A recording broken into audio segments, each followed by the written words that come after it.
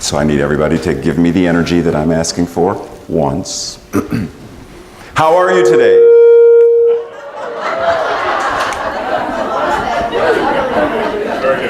Let's try that again. How are you today?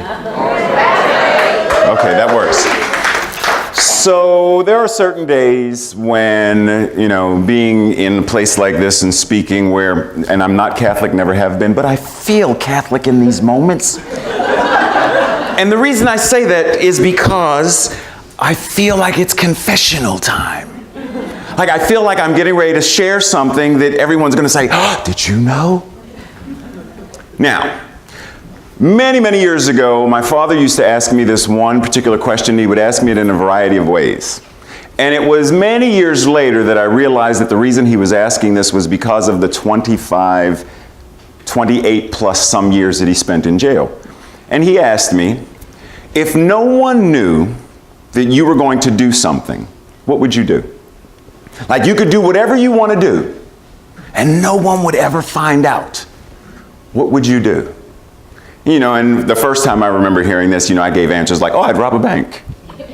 And, I'd get all the money I could get, I would go to in Pittsburgh, we had this store called Candy Rama, which all they sold was candy. It's one of my favorite places on earth. It's not there anymore, but it was one of my favorite places on earth. And I remember answering, I would go to Candy Rama, and see, there's this upper shelf of chocolates and stuff that I couldn't afford. I would get them. Many years later, things started, like he would ask me the question, so many years later, the answer started to shift and the answer started to change. And eventually, I heard the entire story of how he ended up in jail.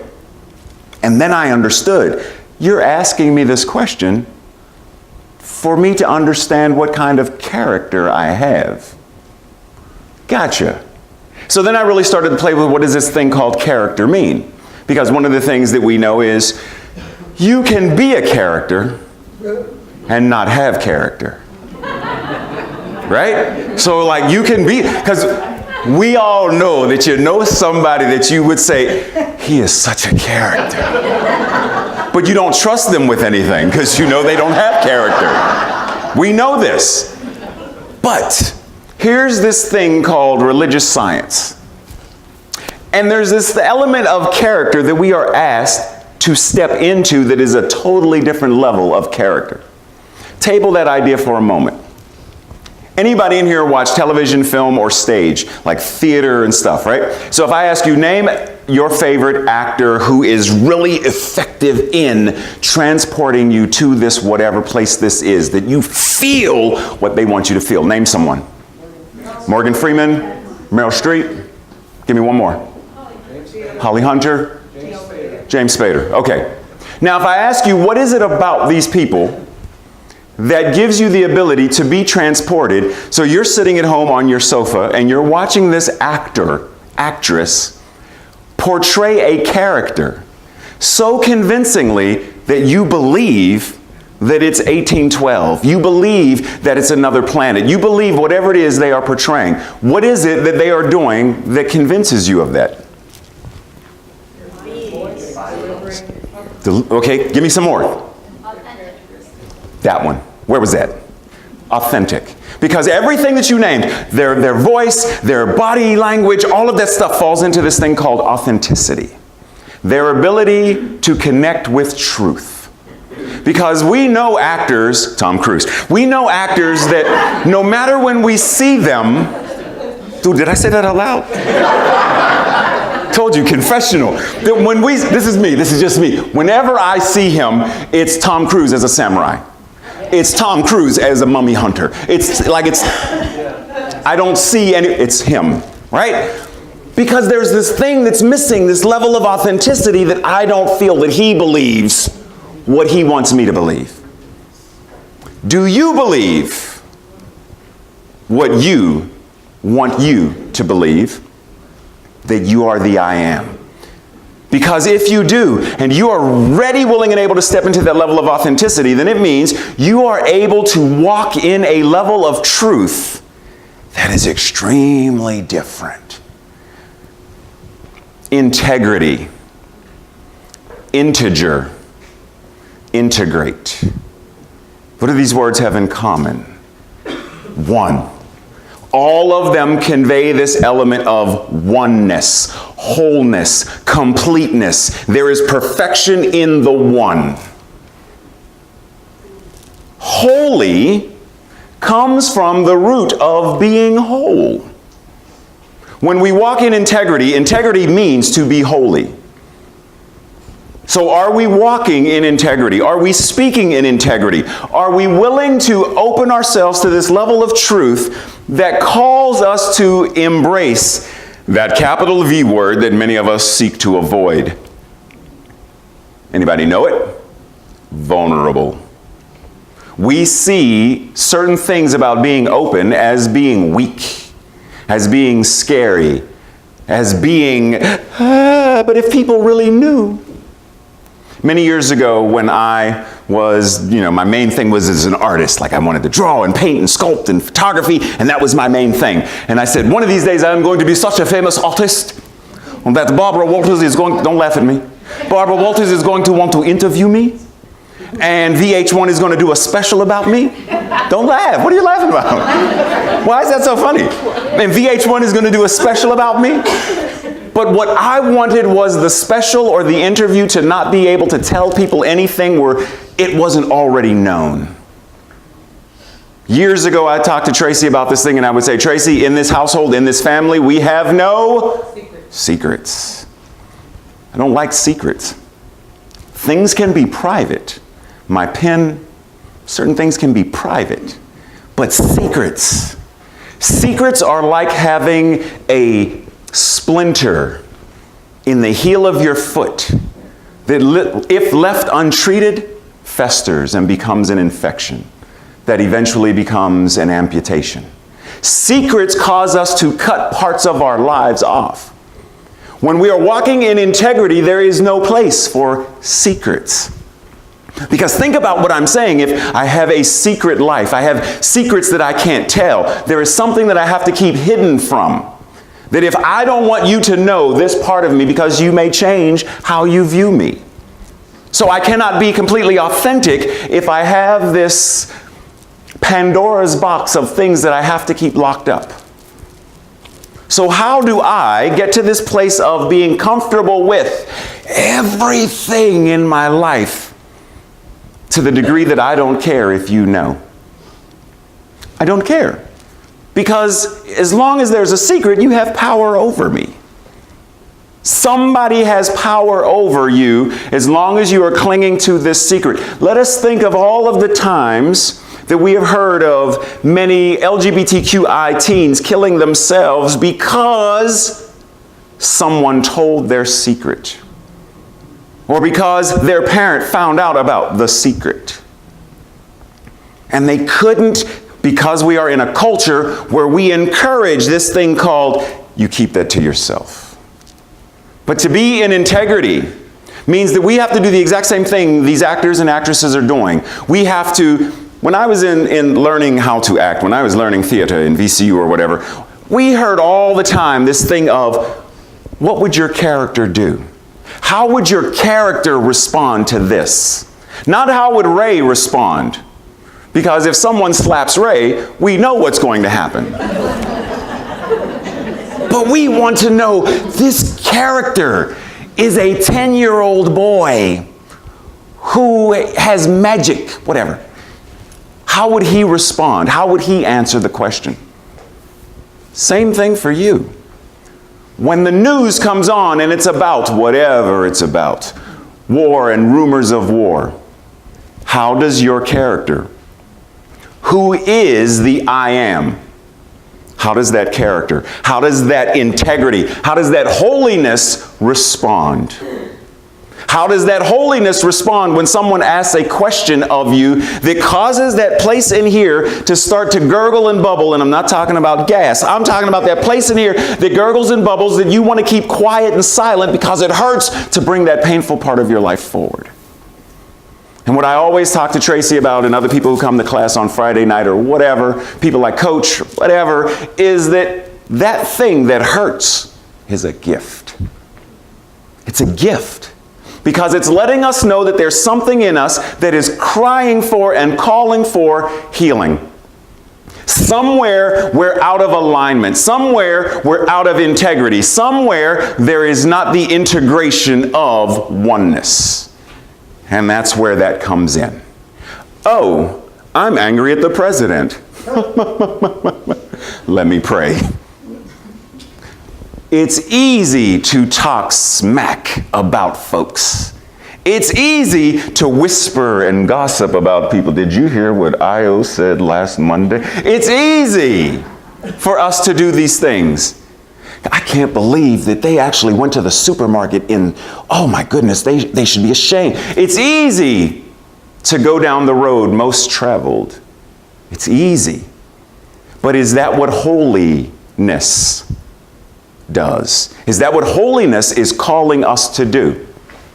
So there's this guy you may know called Reverend Brian, that when I first heard about him, what I heard was, I don't even know that's what I heard. I heard that this is a man that is not to be trifled with. That this is a man who does not accept anyone's nonsense. That he has a clear line that if you cross that line, he will call you on it. And then I met the man and found out it was true. Because as I was working through this process of becoming a licensed CSL minister, and Reverend Brian volunteered to assist me in the process, and he would be my mentor minister to help me get through, Reverend Brian was quick to say, did you call them yet? Call them now. Click. And somewhere back here, somewhere in that gurgly place that I talked about, it said, you better call, because if he calls you back and you didn't call, oh, it's him. You knew that it would be him. And many of you know that I'm speaking the truth, correct? You know, can I get an amen? You know that there is a level of integrity that he's calling this community into, a level of awareness that he's calling each and every one of us into, and that when we are not demonstrating our best in thought, word, or deed, he's going to call us on it. Correct? But are we doing that for ourselves?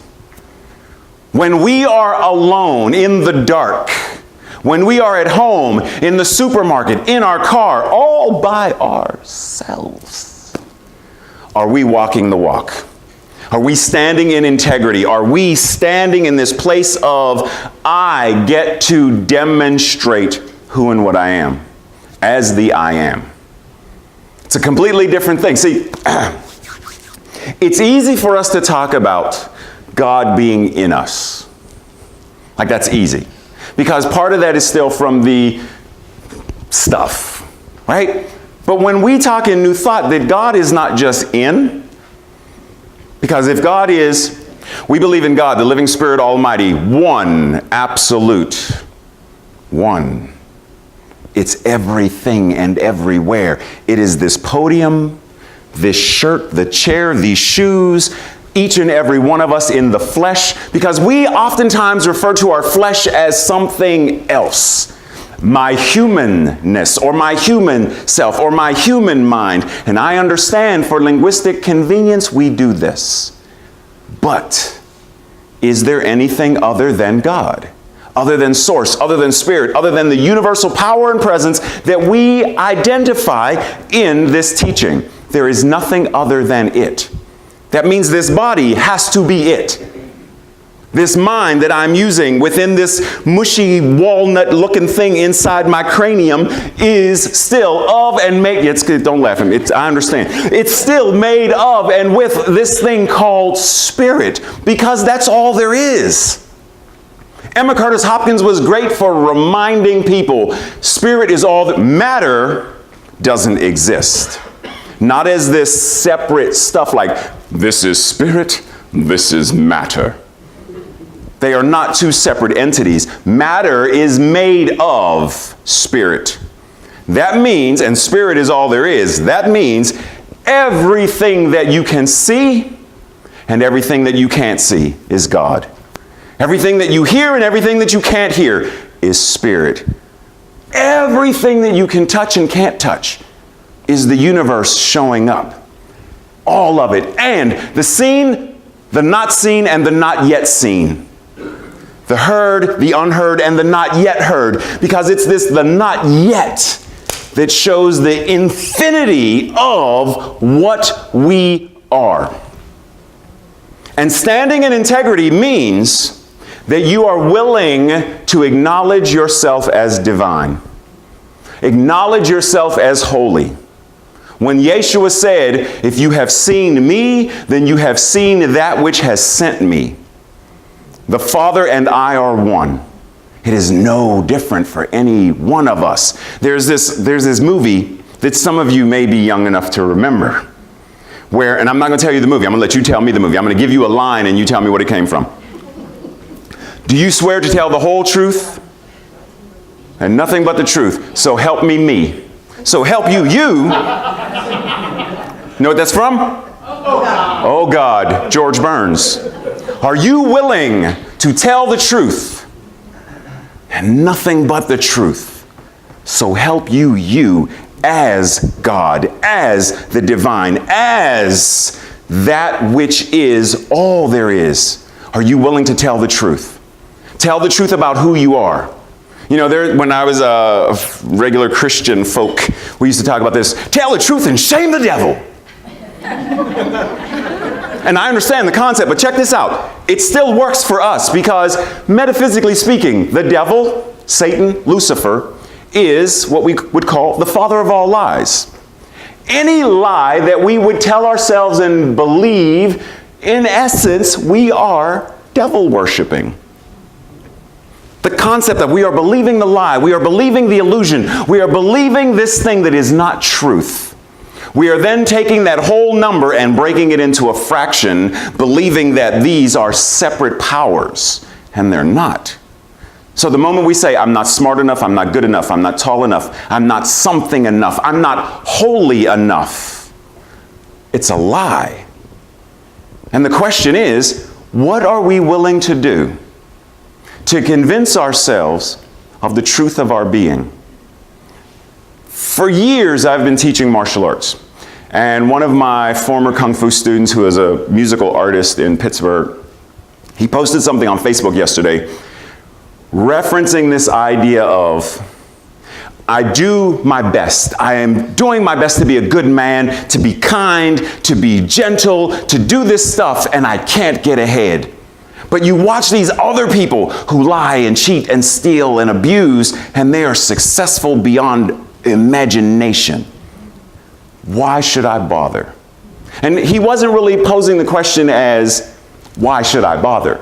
But he was marinating on the question of, why should I bother?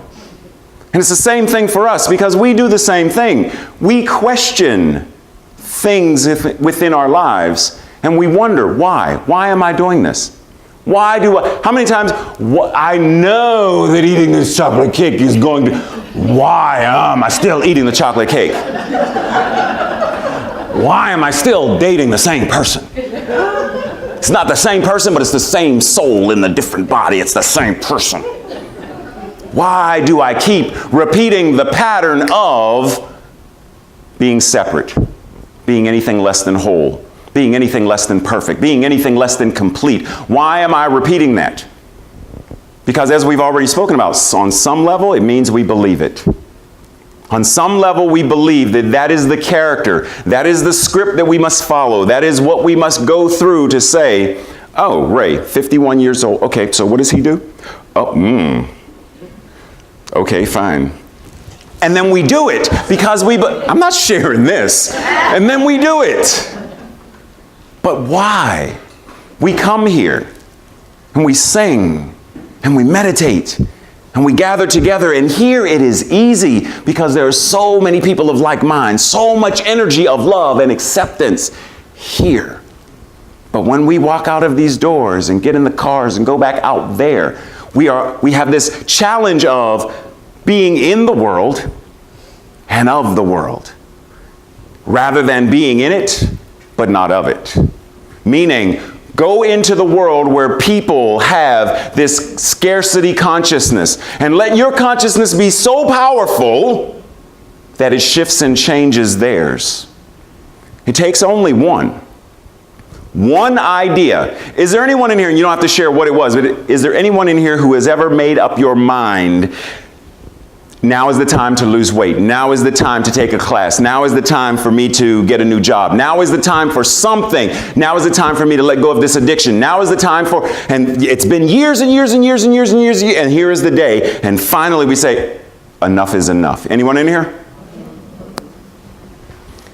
That one thought in that one moment was enough.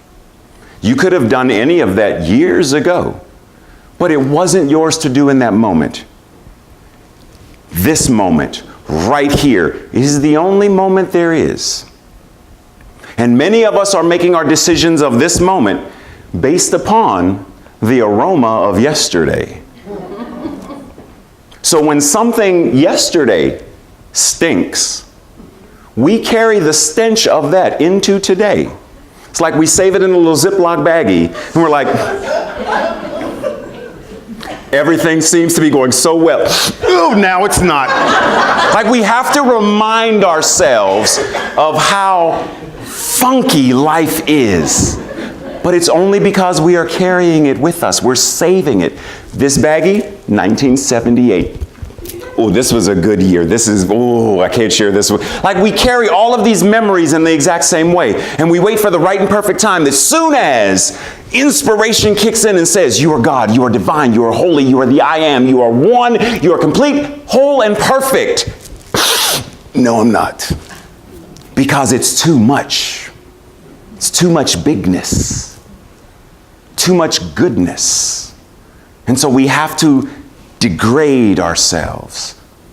Little tiny comments, little tiny paradigms, little tiny beliefs that chip away at the foundation of who and what we are. But let this be a reminder that everything we choose to do, everything we choose to do is right in this moment. No other moment exists. Do you want to be divine right now? Do you want to be holy right now? Do you want to walk in integrity right now? I don't care what you did. I don't care what mom did. I don't care what dad did. See, remember I mentioned that my father was in jail? So he was in jail and he served what they refer to as a life sentence. And I don't remember if it was 25 and a half or 28 and a half. And they let him out for good behavior. Now, the reason he went to jail was because he killed somebody. By accident, but nonetheless, he killed somebody because he was trying to rob them. Because the girlfriend at the time, not my mother, the girlfriend at the time convinced him she wanted money so they could do something. Go hit the next person who walks down the street, knock them down, take their money, and we can go party. And he said, okay. Next person that came down, he jumped out, tried to grab, but he ended up pushing. The man fell, hit his head, cracked open, and he died. And my father got locked up for 20, almost 30 years. He gets out, he meets my mom, they knew each other as kids, they rekindle, voila. Or as Tracy would say, voila. So he was really big into jail did not make me. I made jail. And I didn't understand what that meant. And he said, things would happen. The things that I have seen, the things that I experienced while in jail, I refused to let them make me who I was going to be. They're going to do whatever. I'm going to the library. And he said he read every book the library had 2 or 3 times to keep his mind focused.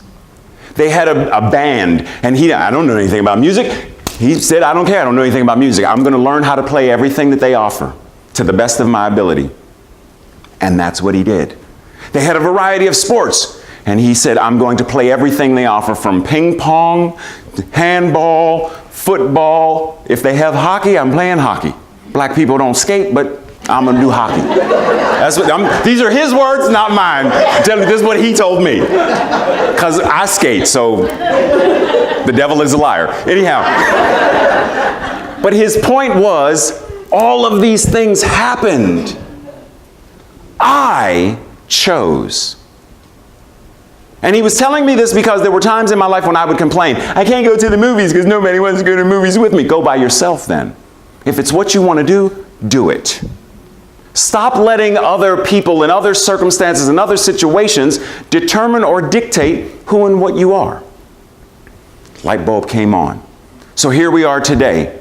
And there are things and there are histories and there are memories and things that want to make you feel anything but whole. Anything but holy. Let me ask you a question. Practitioners, put them here. Ministers, put them here. Do you hold these people to a higher expectation of thought, word, deed, behavior, etc.? Do you hold them to a separate or higher standard? Yes or no? Raise your hand if you do. Okay. Those who are like, well, not sure why, but that's fine. The idea is, yes, we should hold because they are stepping into a completely different level of authenticity, meaning they have been trained to walk the walk. And so we expect that of them. But if we expect them to not make mistakes, because trust and believe, we are human. There are things that I do that I kick myself, that I kick myself for because I'm wondering, why? Why are you still doing that? Why are you still believing that? And I remind myself, it's a process. Jesus had to be in the wilderness for 40 days and 40 nights. I can give myself a little bit of grace and be okay. Give yourself permission to be where you are. And understand that these people are, in essence, no different than you. They are just as holy. They are just as divine as each and every one of us. Question is, are you ready and willing to step into that? So one of the things that I told Chris when he told me about the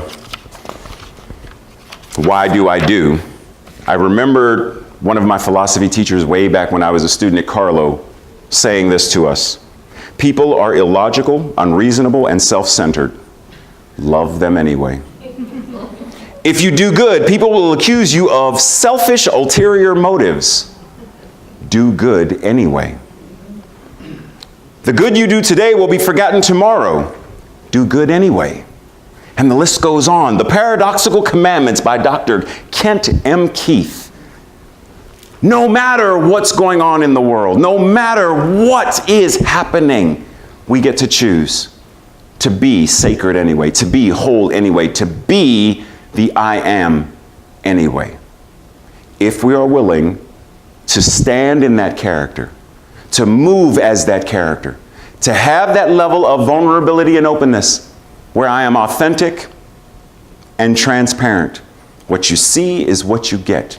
There is nothing to hide, nothing for me to be ashamed of, because it's all God and it's all good. Let's treat. Simply surrendering in this moment to the breath,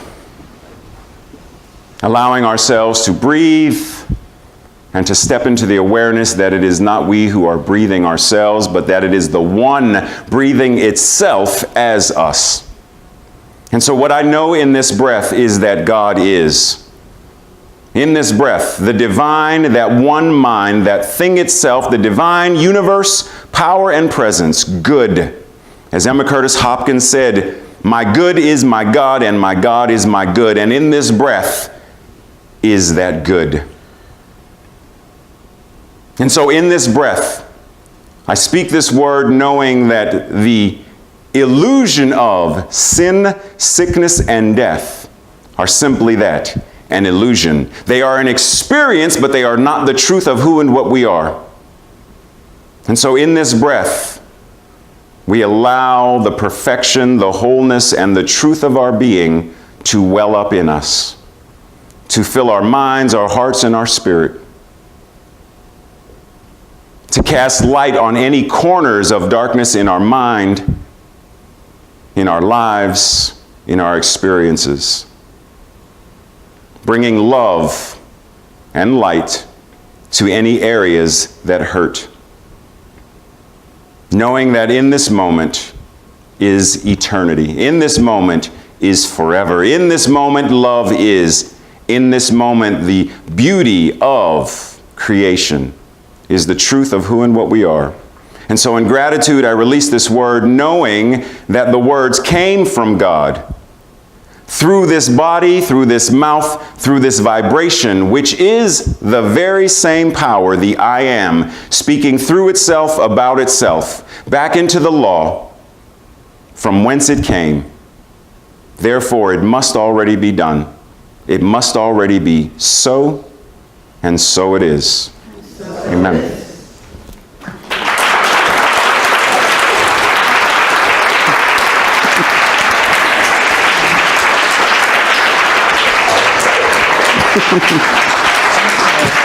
Thank you.